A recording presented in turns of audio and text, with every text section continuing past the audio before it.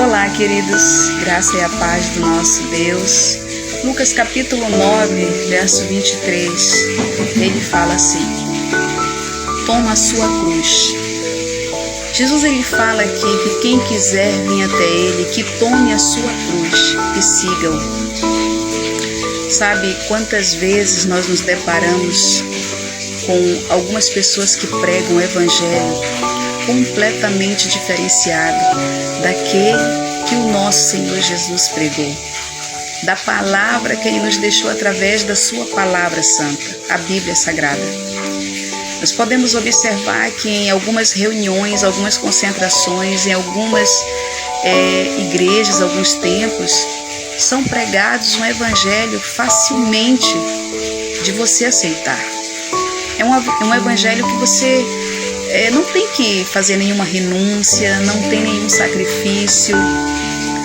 Você aceita ali conviver com aquelas pessoas, naquelas reuniões, naquele local, e você ouve a palavra de Deus e tudo é muito, muito bom. A facilidade em todas as situações, e você não precisa fazer muito esforço, né? Basta você ir ali nas reuniões, basta você continuar com aquilo que você já trazia, ou seja, quando você era do mundo, você continua com as práticas do mundo. Algumas religiões são assim, são apenas camufladas, mas algumas coisas a gente vê que não mudou nada, né? São pastores, são pessoas da igreja, servos e servas de Deus, se adequando, alguns pastores, tá? Não são todos. Existem muitos homens de Deus, mulheres de Deus, pessoas que levam a sério o verdadeiro evangelho de Cristo. Mas tem alguns charlatões, tem alguns que se escondem atrás do evangelho e estão trazendo deuses estranhos para dentro da casa do nosso Senhor Jesus Cristo. E quando aqui fala em Lucas, no capítulo 9, verso 23, e ele diz assim: quem quiser vir após mim, negue-se a si mesmo e toma a sua cruz e me siga. Quando eu olho para um Cristo que deixou toda a sua glória, que deixou todo o seu conforto, tudo aquilo que ele vivia ali no céu, no seu reino, e se fez homem e habitou entre nós,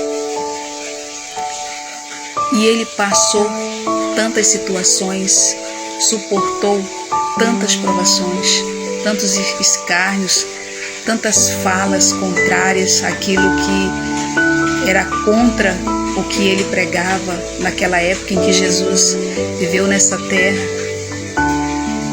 Ele pregou o amor do Pai, ele pregou a salvação das almas, ele pregou o verdadeiro evangelho com sacrifícios, com renúncias, com sofrimento.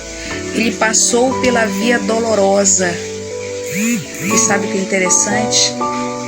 Ele passou sozinho, porque chegou um momento em que os discípulos tiveram que observar todo o sofrimento de um Jesus que morreu por mim e por você. Ele chamou os 12 apóstolos, 12 discípulos, para fundar a sua igreja aqui nessa terra. E Jesus ensinou de muitas maneiras qual é o verdadeiro evangelho e como se deve se colocar um filho de Deus aqui nessa terra. E ele curou, e ele pregou a palavra do Pai, ele transformou vidas, ressuscitou, expeliu demônios, libertou muitas vidas.